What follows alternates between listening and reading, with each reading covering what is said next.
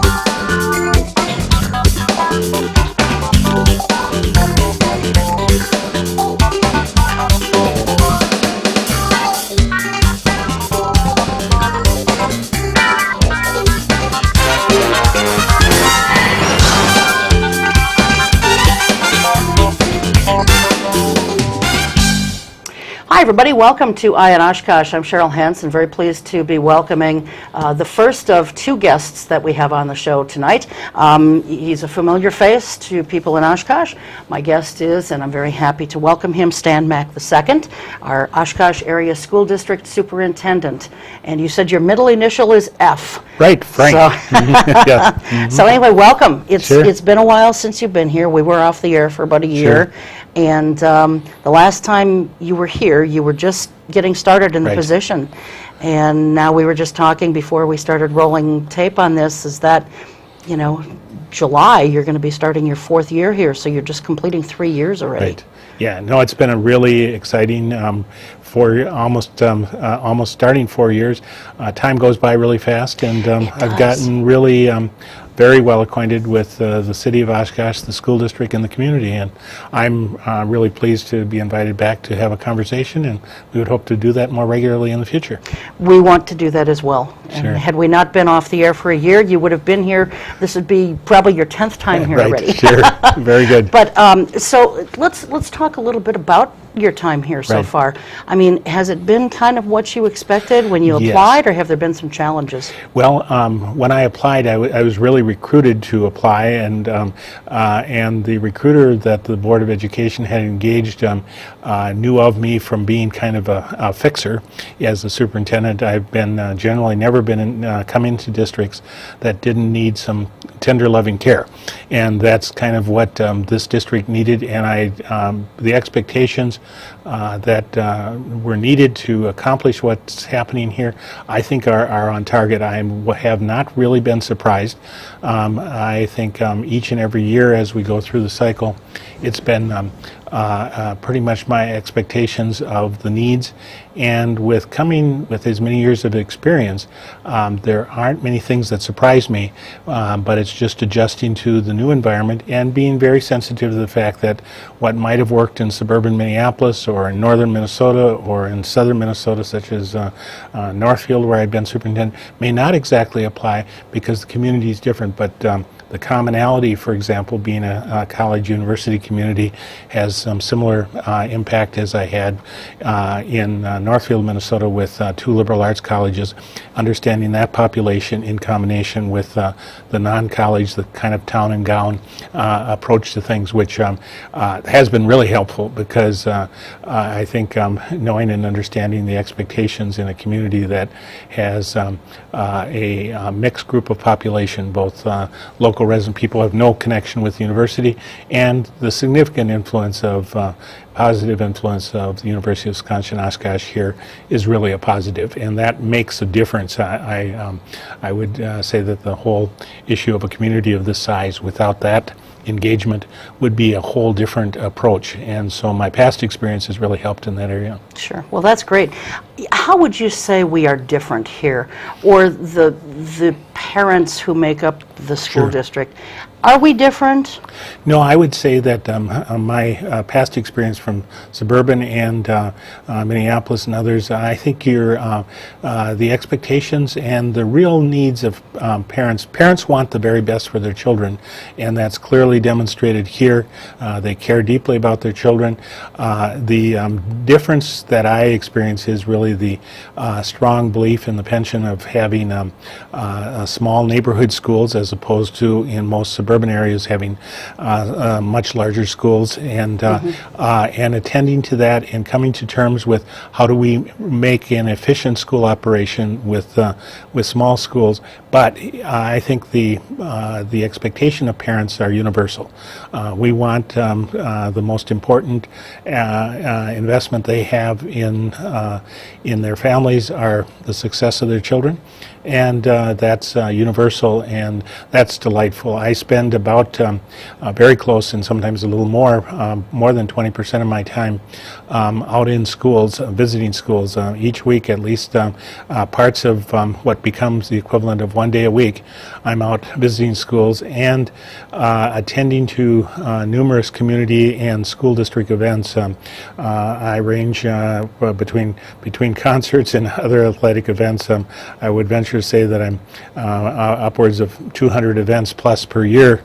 Wow. That I'm at, and that provides an opportunity for me to visit with families and parents and grandparents and just people interested in the schools in an informal setting that people will come. They wouldn't necessarily make an appointment or even send you an email or call you, but in the casual setting of going to a basketball game or a softball or baseball game or a concert or a play, at intermission or after or before, they visit with you and tell you about their expectations. Sure. So that's really helpful, and I enjoy it. I enjoy seeing students perform in all aspects of schools, but certainly watching them in school performing with our outstanding teachers in the academics. That's certainly number one. Sure. But all the other things are certainly important. So it's I think it's very much the same.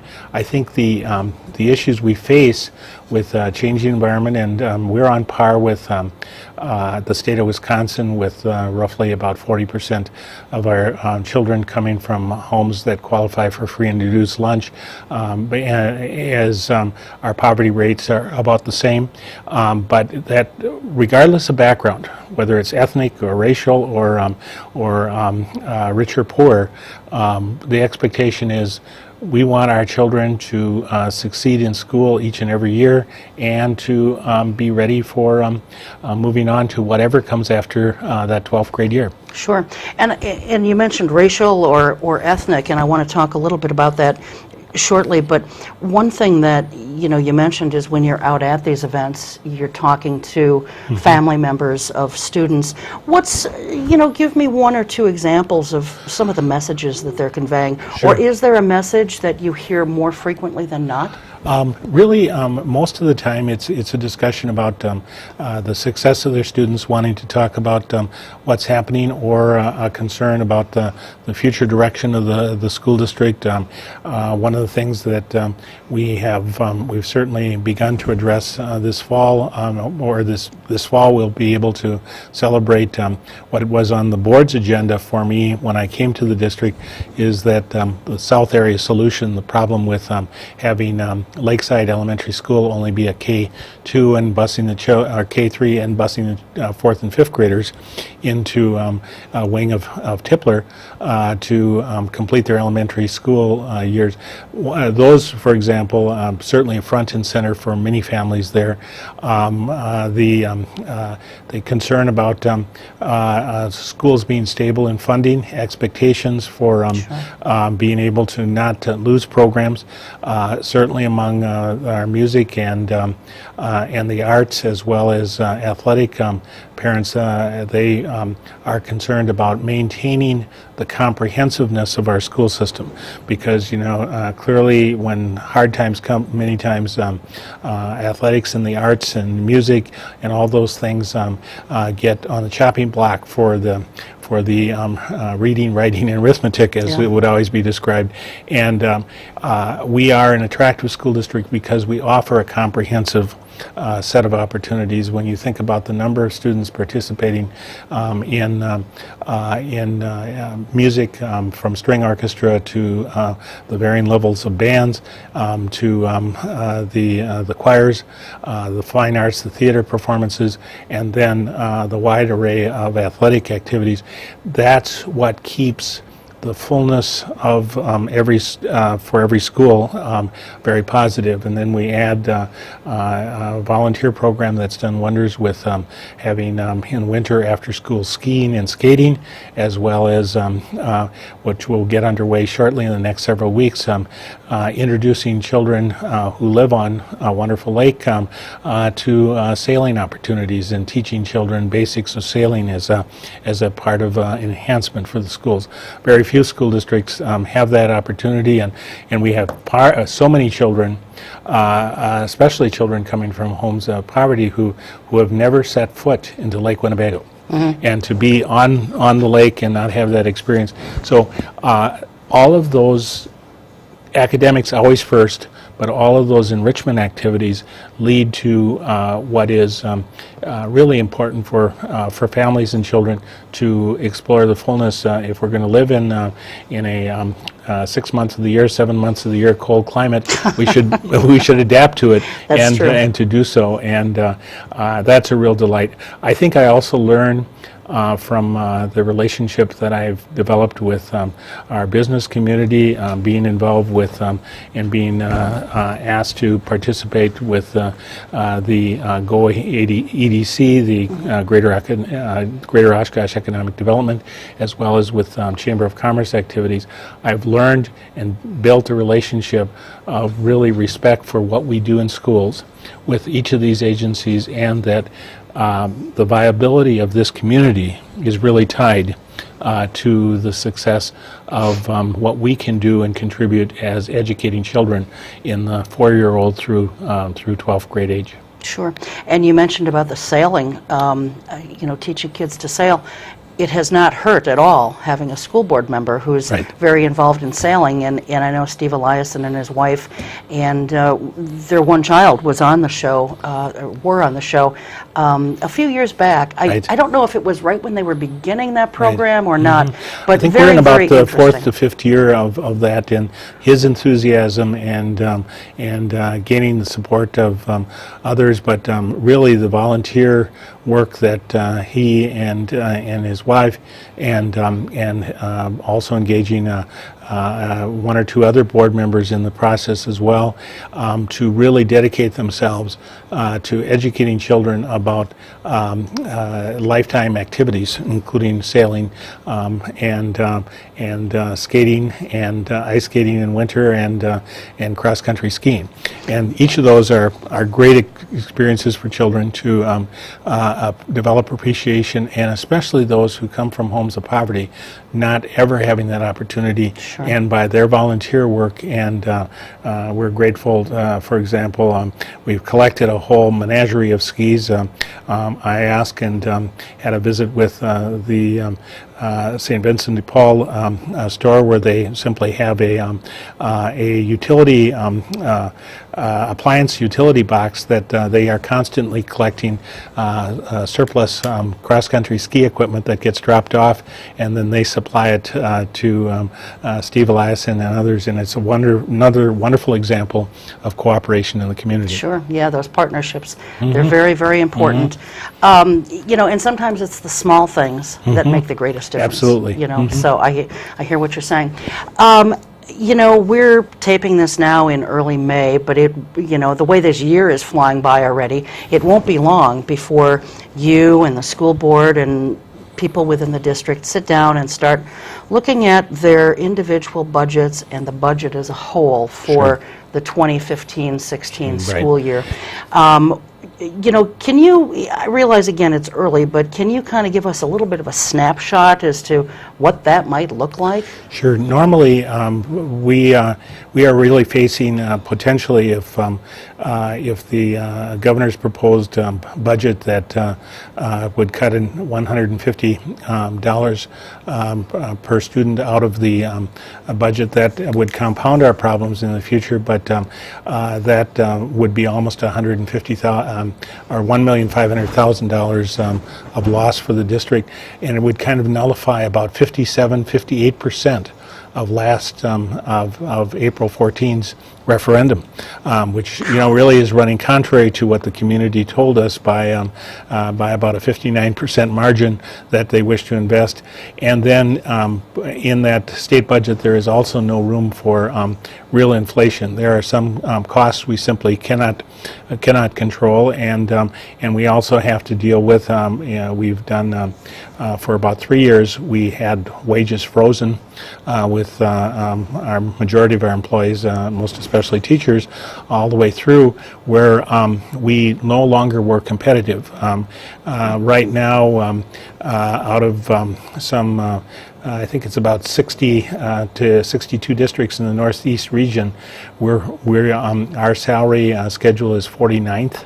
Out of 60 some meaning that there's only about 10 or 12 districts, and they're very small districts, that have wage salary schedules that are lower than us, and but we have to compete to hold on to teachers. In addition, I think I know we're about 257th in rank out of 400 and some 50 districts for a salary comparison.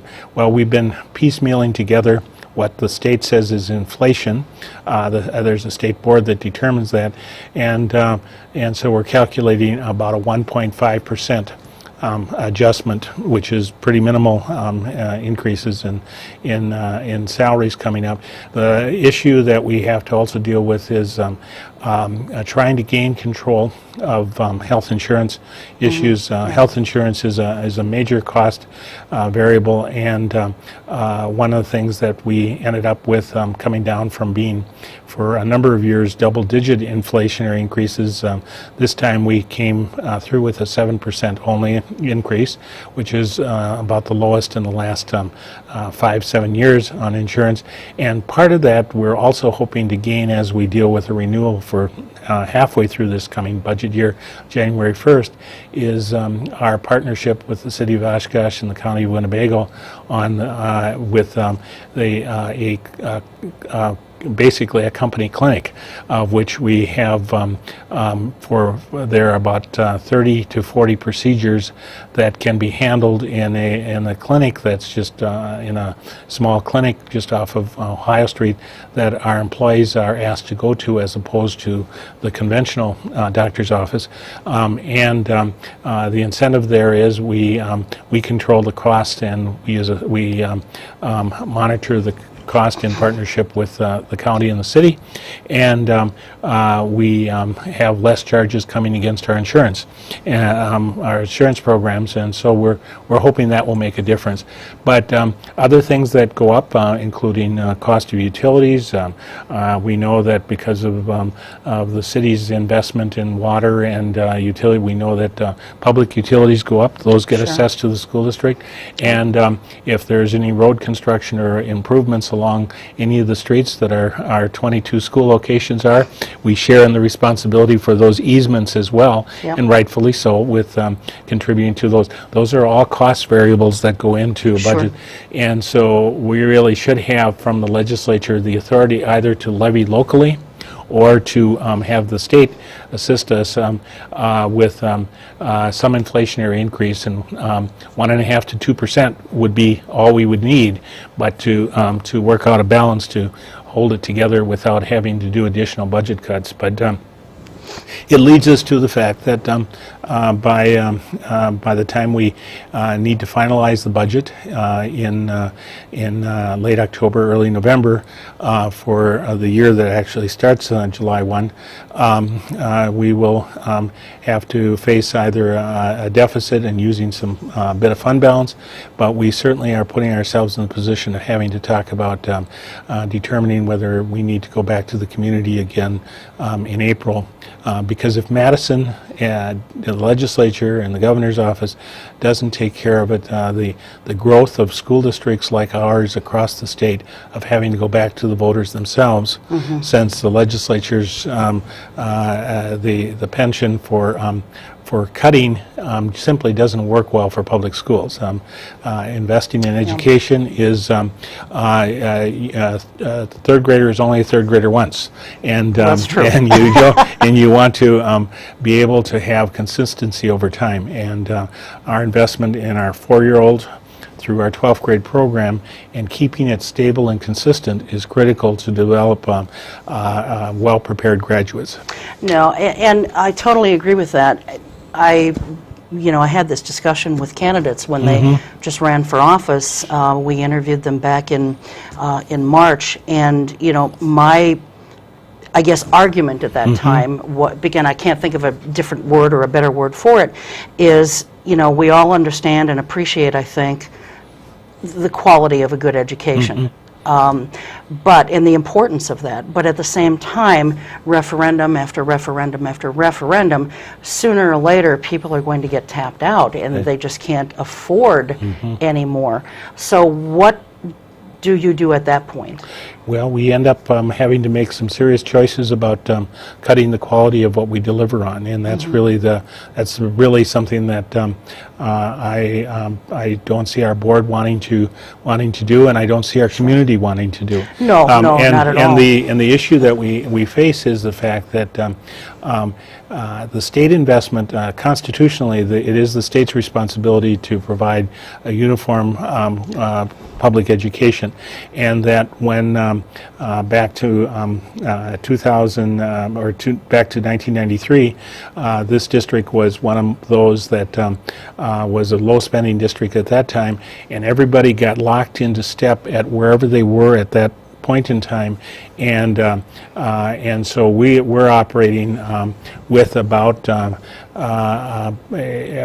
average about $3,000 to $4,000 less than the state average for educating children.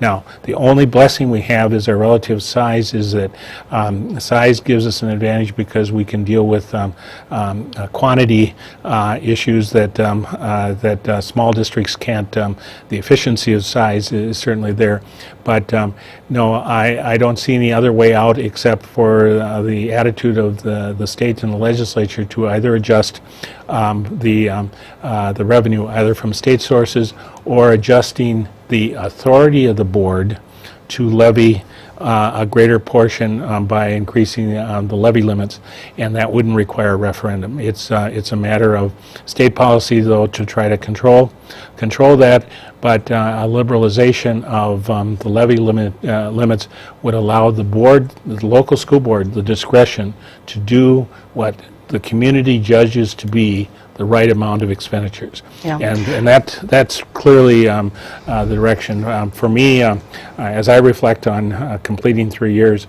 I am delighted with working in and enjoying the work, and we have tremendous, wonderful teachers. We've got strong teaching force.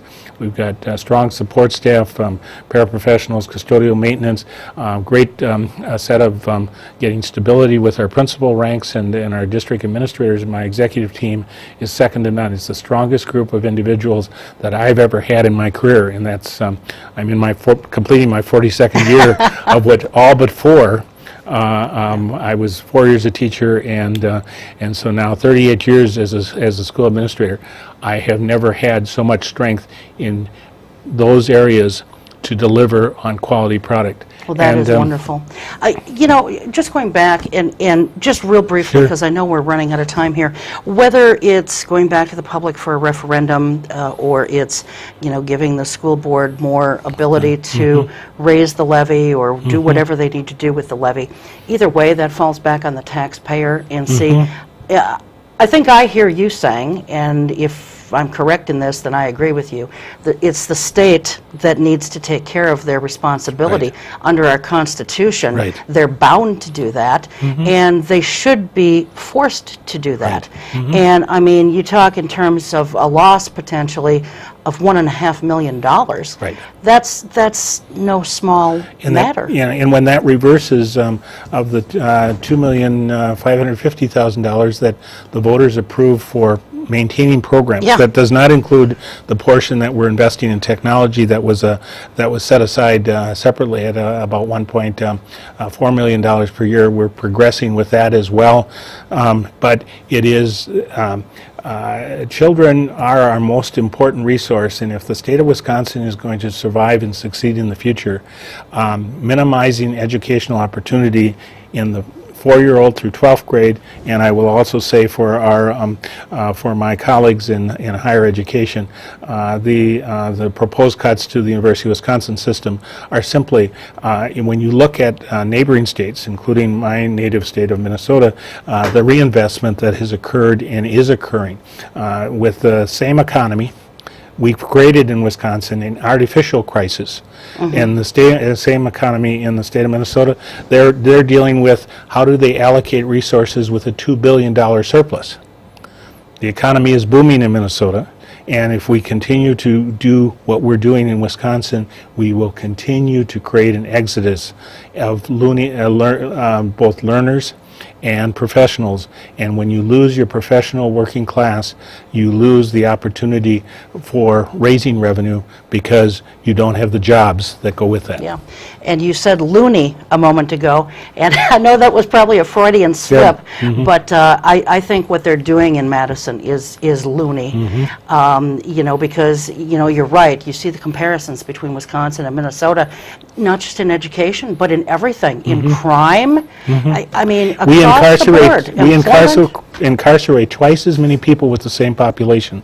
If you think about how many individuals that could be, and so many of them are related to drug and alcohol, but drug treatment issues that really need treatment as opposed to incarceration, and the behavior of individuals is not that different between, violent criminals should always be locked up, but people with other reasons why they're in prison need to, you look at $30,000 to $40,000 a year for incarceration, and all I'm looking for is maybe having, instead of $9,500 per student, how about $10,500? I'm looking for about one third of what the cost of incarcerating in prison is to educate children, and what a more productive outcome that would be. Yeah, exactly.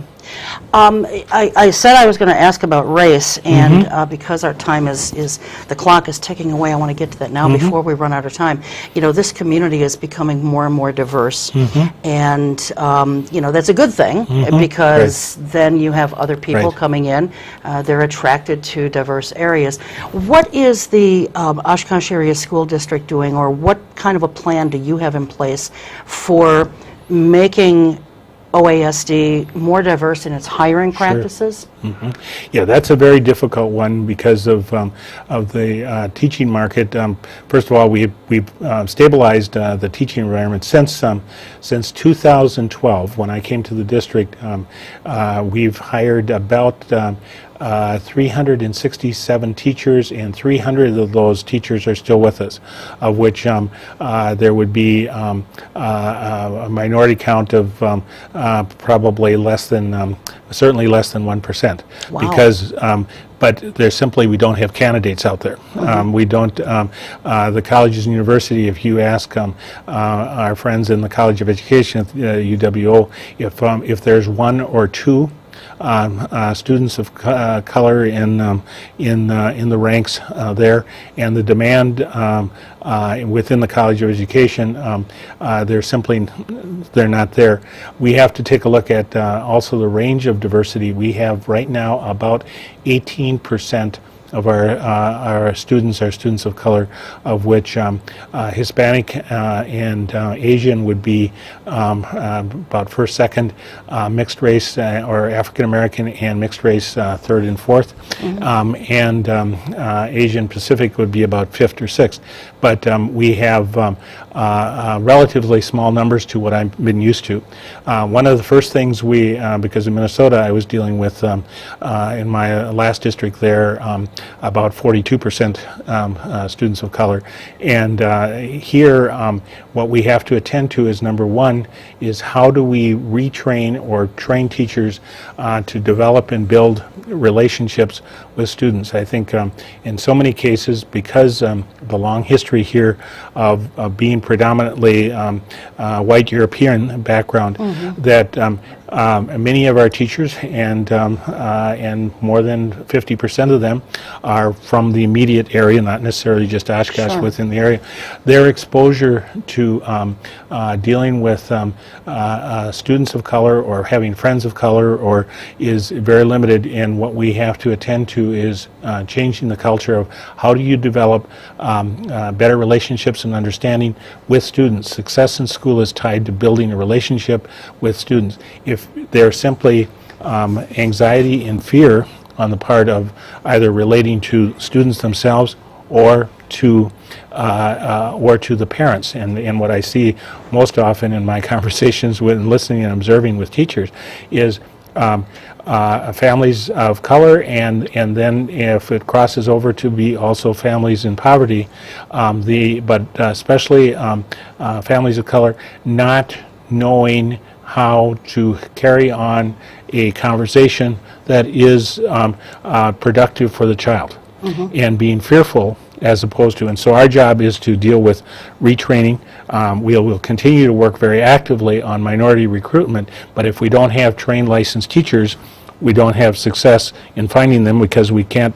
We don't train teachers. Sure. But we've frankly have done a little better with hiring within our non-licensed ranks with paraprofessionals and others in non-licensed positions. But the other piece is that we have been identified by the state as having a disproportionality of having students of color being identified for special education services, usually for behavior problems. And what we've been directed to do, and it's a good thing, to invest in training and identifying what are the issues that would lead to over-referral of students of color into issues of areas of special education, and then also the amount of referral of students for discipline, suspensions, and or potential expulsions. We've had an extremely good year this year.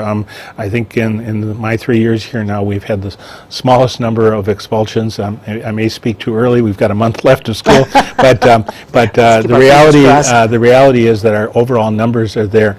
But we know from the standpoint of discipline issues that behavior relating to knowing and having expectations for students of color needs to be addressed, and that's part of retraining and staff development. My faith is, from my past experience, is that regardless of what the population is, and we will, and again I emphasize, if we have available candidates, we will be glad to hire licensed candidates, but we can't manufacture them. Sure, but even just in a relating standpoint, you know, racial literacy is so important. Absolutely. And I know you're familiar with Fit Oshkosh, being a racial literacy organization. The police department is, you know, they've been doing some training sessions. They've got one coming up sometime in a few weeks, I believe. You know, I would just encourage the district to do a racial literacy training, and that might help with just in relating, you know. So absolutely.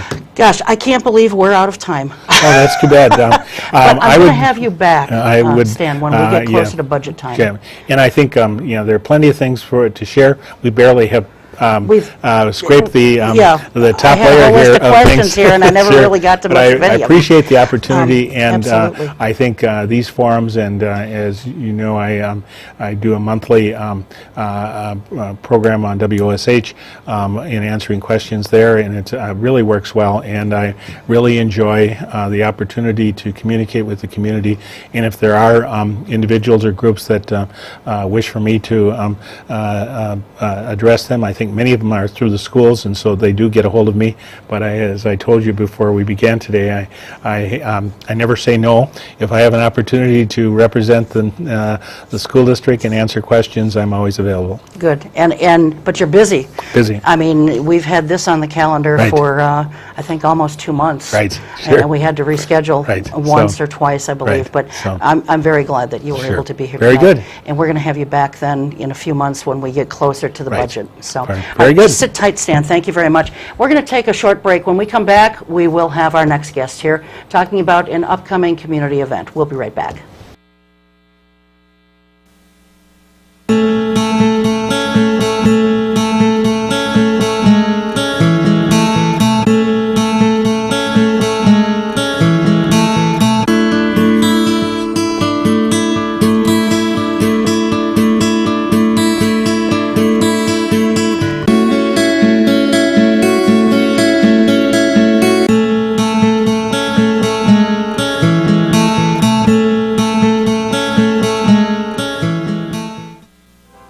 Every year, the U.S. Department of the Treasury receives about 1.4 million reports of problems with paper checks. Checks can be lost, stolen, or delayed. If you still receive Social Security payments by paper check, Treasury wants you to know about a safer, more convenient way to get your money. The Direct Express Prepaid Debit MasterCard. The Direct Express card is new and is available to anyone receiving Social Security benefits, even if you don't have a bank account. Your monthly benefits will be automatically placed onto your card account each month on the day your money is due. While other debit cards cost money, it is possible to use the Direct Express card for free to make purchases, pay bills, and get cash at thousands of locations nationwide. There are no sign-up or monthly account fees.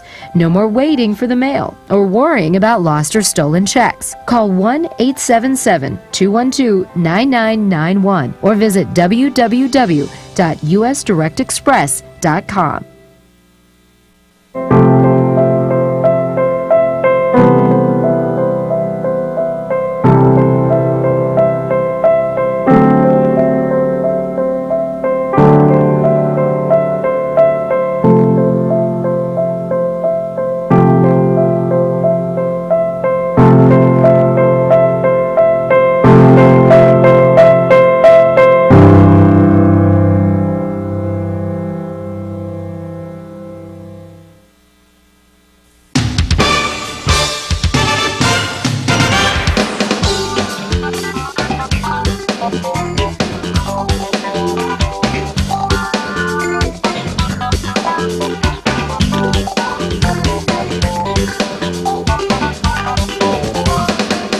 And welcome back to the second portion of Eye on Oshkosh.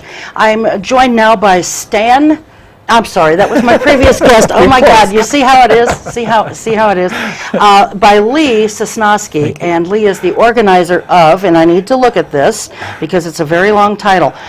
He's the organizer of Freedom Summer Comes Home 2 Unity Festival, and 2 is the number 2 because this is the second annual event that they've been done. So, welcome, Lee. Thank you, Sam. Thank you so much. Pleasure to have you here. So, tell us what this event is, just in a nutshell. What is it? Well, we had it the first year. First year was commemorating the 50th anniversary of Freedom Summer event in 1964. There was people from the northern states went to Mississippi to help black citizens register to vote. So we wanted to commemorate that effort back in '64 by having an event last year. So this year we wanted to make it an annual event, so we're calling it again Freedom Summer Comes Home 2, and we're focusing on the Unity Festival as a way of bringing people together, supporting each other, bringing ethnic groups, and closing gaps and building bridges between those communities. in our little town of Oshkosh. Yes, not so little anymore. It's growing. When I think of how Yes. it's grown from when I was a kid, Me too. you know. Me too. So you're from here originally Yes, as well. yes. Yeah. Yep. So I can remember when it was, 40, 42, 43,000 people, and now we're, 65, 66,000. So it's grown a lot. So this was to commemorate the anniversary of going to Mississippi, people from here going down there to help people register to vote. Yes. What Yep. is there anyone from town here who was part of that original effort? I'm not sure. It'd be interesting to It'd talk be interesting. to them. Yeah. It seems like I definitely know there's a lot of people from Wisconsin that went down. That had to be Yeah. quite an experience, Yes. And then when you see the movie Selma, as I did, I mean, it just, it's heartbreaking and depressing when you think about how far we've come to really not have come very far at all. It's just, it's depressing. Yes. You know? Yes. Yeah. That's. I think with things that are happening in the news, it shows that we have a ways to go. And Yeah, it's yeah. some event. I hope we can make some progress, not just watch the news and stand by it and do nothing. So I hope this does it. So at this event then, Lee, do you focus on people voting? Will you have, for example, a booth there to help people get registered to vote? We will. Okay. The League of Women Voters, they had a booth last year. They'll have Okay. a booth this year. So they'll give out information, Okay. help people work through the process of getting Okay. to vote.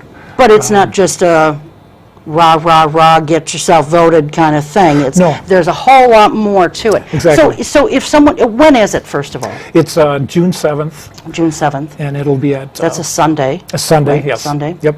It'll be at Opera House Square. We had it at Opera Okay. House Square last year too, and it'll be from 11 in the morning till 5 in the afternoon. 11 to 5. And do you have like a Facebook page set up for Yes, this? we do. Yeah, it's Freedom Summer Comes Home is a Facebook page. Just Freedom Summer Comes Home. They don't need to put the number 2 in there. Or do they? No, they don't. 'Cause Okay, all right. we had the same web page last year, so we'll just carry over that. Okay. So go to Facebook and enter in your search bar Freedom Summer Comes Home. And so Sunday, June 7th, Opera House Square, 11 in the morning to 5 in the afternoon. So if people want to go, is it free? It's a free event. It's a nonprofit event. We're not out to make any money. We want to have it as an entertainment event, as an informational event. We want to get as many people, reach as many people in the area. It would be great to get people outside of even the Fox Valley area to come in. And, Okay. publicize. Well, we're on YouTube now, so That would be great. I don't know how far of a reach we're going to have. We'll have a far reach as far as who sees the show, but how far of a reach we'll have as far as people coming, that remains to be seen, I guess. But so what kinds of things are going to be going on that day? We'll have music. It's mainly, it'll be centered around the music. We have, right now, confirmed, this is a new group called Sweet Justice. Sweet Justice. Sweet Okay. Justice. It's a compilation of members from different groups. Joe, I might kill his name now, Joe Slyzilla of Sly Joe and the Smooth Operators, Mike Underwood, and Ross Chatterton of Jazz Orgy. Now, are these local organizations? Local bands? groups, yes. Okay. And Andy, again, Sachin, I think it is. Okay. And the main feature of this group will be Gwen Carr. She'll be the lead singer. She actually did a performance for us for a Martin Luther King memorial we did back in January. Okay. And she was just incredible. If people actually want to see a sampling of that event, go to Friends of OCM.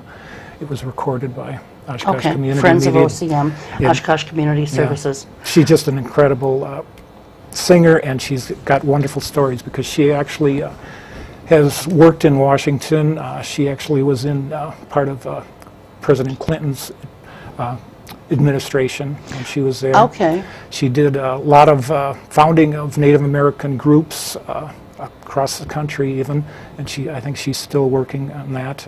She actually is a person too, excuse me, that worked on the Highway 41 project. There's a lot of references to the Native American culture, and she coordinated all of that work along the highway Okay, there. so you're talking about the project along the Lake Buttermore Bridge? Exactly, That yeah. new walkway Yeah. that's just been put up? Oh, okay. Yeah, she's just an incredible activist. Social justice work is her life work. Okay, So it's- excellent. And there'll So- be a few other people, excuse me. No, so I've not heard, I'll be honest, I've not heard of any of these people or these groups at all. So what kind of music is it? What genre is it? That particular group will be a lot of R&B and Okay, jazz, like the Jazz Orgy okay, plays. excellent. So there'll be a variety of group from the 60s and throughout on the present time too. And people just sitting on the lawn on blankets, or Yeah, are you we going to always have say- chairs set up, or We say bring your chair, bring your blanket, get yourself comfortable. bring a piece and- of sod, whatever you whatever you want to sit on, Oh right? yes. Yeah, And are you going to be selling beverages and food items, or as far as our organizing group, we'll be selling water and soda, but with the food items will be supplied by local vendors, which happen to be Rodney Frazier from Rodney's Cafe and Deli. Okay. He'll have food vending there, and also Shaquan Burke. She's starting a business, catering business, and she's calling it the Foxy Chicken. okay? So they'll all right. have great food there. Okay. Any carry-ins allowed? Like if someone wants to bring in their own water, is that I okay? don't think we're going to, I mean, it's You're not completely gonna open. confiscate No, I don't their think mug, so. huh? Yeah, I mean, it would be great if they buy the water and soda, because it'll go to, we consider that a donation to help the program be Sure, put on. It's a free event, but there are expenses still. sure, of course. So music and can I add one more thing? I forgot to Absolutely, mention. sure. We have her penciled in. Hopefully she can work it out, Janet Planet. well, now everyone's heard of her. That- Finally, you got exactly, one that I heard exactly. of. She was a feature of our event last year, Okay. and Gwen was in a supportive role, and a few other artists. But this year, mainly, Gwen is going to take the bulk of the program, but Janet and Tom Thibault are going to be playing, Okay. hopefully, as long as we Well, can and work folks things have out, heard of too. him, I'm sure, Yeah, too. So, yeah. I but mean, Janet quite Planet, a I think pair. anybody Yeah. who's from around here has I heard didn't of her. want to neglect mentioning Right, her. well, I'm glad you didn't. I'm Yeah. glad you didn't. So, music, refreshments, there'll be different booths set up with different people selling things, people Yeah. getting registered to vote. What's the main purpose of this? I mean, is there going to be someone who's doing speeches? Exactly. To talk about Yes. this and Yes. why this event is important? Yeah, there will be two. Yeah, we're going to kind of alternate speeches and music, and one of the speakers will be Sylvia Carey Burke of UW Oshkosh. She's an assistant vice chancellor there. Okay. And her work is equity and diversity. She Okay. works in that center. She's going to be speaking on Martin Luther King's last book, which was Where Do We Go From Here? Okay. Chaos or Community. So she's just a dynamic person that's And very her name involved. again is Sylvia Sylvia Carey Burke. Carey Burke. Okay. I'm sorry, what did I say? I'm sorry. Butler. I'm sorry. Oh, okay. Butler. Well, at least I only had the B written down, so no harm, no foul Yeah. here. And we hope to have then a tribute also for Val Phillips. I don't know if you know Val Phillips. No, tell us about Val. Val was just another incredible woman in a history of Wisconsin. She, amongst other things, there's so many firsts in her life, but one of them is she was the first black and first woman Secretary of State of the state of Wisconsin. Really? And she was the first black and woman on the city council of Milwaukee, and so many firsts. Just incredible person. So she'll be talking, I'm sure, about well, how yeah. you can actually break ground and make some inroads Yeah. as Well, a person of color. Yeah, Val actually won't. Val is 91, and Oh, my. we hope to have her, but I think right now she's some health issues.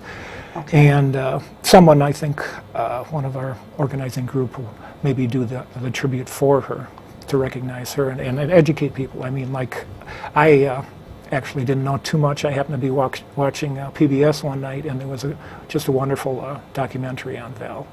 If anybody wants to see that, you have to go online. Just a cherished member of Wisconsin history. Sure. So Val Phillips, and go to public television to see that. Or you can probably just go to their website also. That's how I've seen some things. Because, you know, you miss it, someone tells you how wonderful something was, and then you keep waiting for it to come back, waiting for it to come back. You can't ever tell when it's coming back. So I just thought, I'm just going to their website, and I'll find it there. That's the beauty of the internet. And that's, the beauty of the internet, and that's how I found things. So, now, I said that you're the organizer of this. Are you part of a group, Lee, or are you doing this on your own, or why is this a cause of yours? I guess, well, there's people that are helping organize it, and you know, last year we had a different group of people, so we're working together on getting it together. But to me, I guess the inspiration was, what am I doing to make things better around us in this Oshkosh community, around the, you know, when we, like I mentioned, the things that happen in the news, rather than just being bystanders and say, you know, things have got to get better, what can we do to make things better? So just to try to reach out and create lines of communication with different ethnic groups, and you know, we're all a part of the same family. We're, as a community, as a civilization, you know, we all should be supporting each other and helping each other, right? You know, make the world better. You bet. Now, I'm noticing here a few things. Is this event being sponsored by Esther, the Faith Communities United for Justice? They're one of the backers. And UW Oshkosh? The Oshkosh right now, as far as some faculty members like Sylvia, and there'll be some other members. They'll have several booths from members of the faculty there. There'll be the Equity and Diversity Center there. They're going to have a social justice table there. LGBTQ Center from the campus is going to have a booth, and the Women's Center, I think, will have one also. Okay. And here's, this was one of my questions, you know, what about if it storms like hell or rains at all? And I see on the flyer here, by the way, where are these flyers going to be located? We're going to try to get them out everywhere. Okay. And but I see here, in case of severe weather, now, when you say severe, are you talking like we're under some kind of a weather alert, or are you just talking if it rains, if it's thundering? What do you guys call severe weather? I think, you know, when I wake up in the morning and I look out the window and it's buckets of rain coming down, I might say, I think we should move this indoors. Okay, so I think and we'll if that's the case, it will be moved indoors to First Congregational Church, which is located at 137 Algoma Boulevard. It is kitty corner from the Christine Ann Center on Algoma. And so it would be moved indoors there. I'm assuming downstairs in the fellowship hall. So, and there's an elevator there for anyone who has mobility issues and can't do stairs. So, and it's a wonderful, warm, welcoming place. I can give that a little footnote because I am a member there and on various committees and the church council and so forth. And so, and I'd like to thank them too, Ralph and Carol DiBiase Snyder, the pastors there, the social justice group there. They were very helpful in the Martin Luther King program we had back in January. That's where we held that too. And that was, I mean, it wouldn't have been quite the program without their support on that. So they're just a wonderful group of people, and like you said, you're a member of that wonderful group of people. One of the best things I ever did was join that church about 8 years or so ago, and I'd like to say it's been a religious experience, and it has, and that pun is definitely intended. But okay, so we've got some pictures that you sent me from last year's event, and if we can kind of take a look at those right now, and maybe you can tell us, like, what are we seeing right here? Okay, that was just one of our signs welcoming people coming into the park. And you had it at the same place last year then, too, Yeah, it looks like. exactly. Yep, Okay. Yep. Last year, we hope it'll be much better. Last year was in September, and it happened to be one of the coolest days. I In think. September? There were guitarists playing with gloves on last year. Oh, my God. Oh, my God. That's almost, I don't even know how you do that. Yeah. That would have to be tough. Yeah. Okay. Now, in another one of the banner, and Yeah. that looks like you there? No, Is that? that's actually my brother. Oh, okay. He's You 10 look years alike, older, huh? but All right. the other fellow on the other side, his name is Mamadou, and he asked if we were twins. Twins 10 years apart. And there's Janet Planet and Tom Thibault playing. Okay. Yeah, they look like they're dressed for warmth. Okay, and this will be our feature.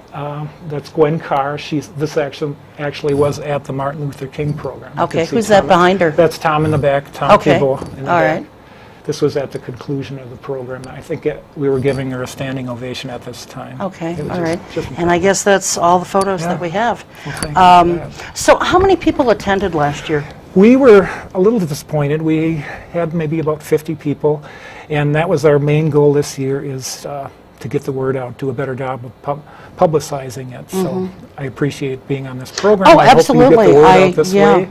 We'll spread the flyers around, get our Facebook going, and enlist people to help in any way they can to get the word out.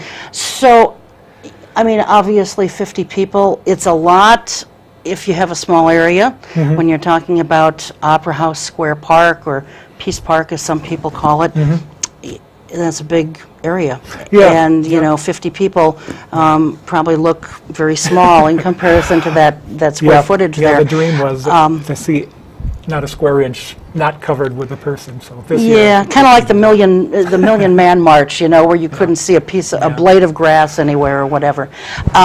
So anything upwards and above 50 this year would be, you know, something very welcoming and considered to Definitely. be a success. How many people can you accommodate? I'm not sure. Okay. Well, and because it's a That's 6-hour-long event, Yeah. people are going to be, Exactly. the crowd's Yeah. going to be fluid. It's going to be coming and going, Yeah. and but people can stay. Is it something, Lee, where people could stay all day if they wanted to? Sure. There'll be things that are continuing to go on. Sure, Or will definitely. things be repeated? Like No, you've got no. these performances. Are they going to be performing just all day long? No, we'll have a regular schedule. The feature, the Sweet Justice with Gwen, that'll be our final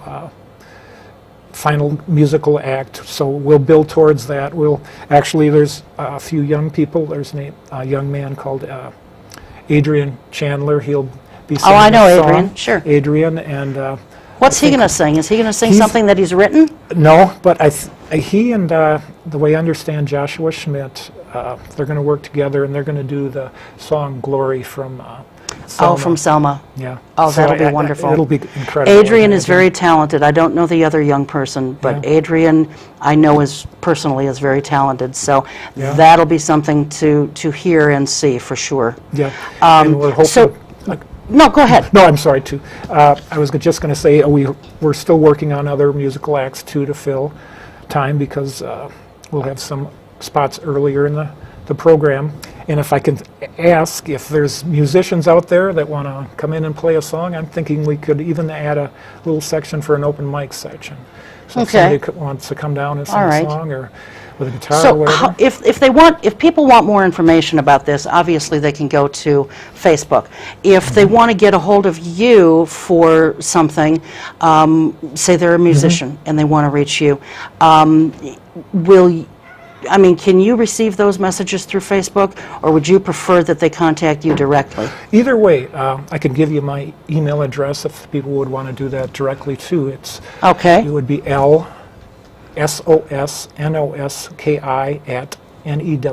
lsosnoski@new.rr.com. Okay, and I'm not Yeah. writing because I'm cheating, it's right here. But I will say that again, it's L, S as in Sam, O, S as in Sam, N, O, S as in Sam, K-I, L, Sosnoski, at new.rr.com. And Lee will be happy to take your your emails, Yeah. or if you want to message him through Facebook, Yeah. that's fine too. Could I ask one more favor? Oh, by all means, go right ahead. Well, I should say two favors then. No, you can only ask one. No, go ahead. Since we're having these booths, we're going to have informational booths.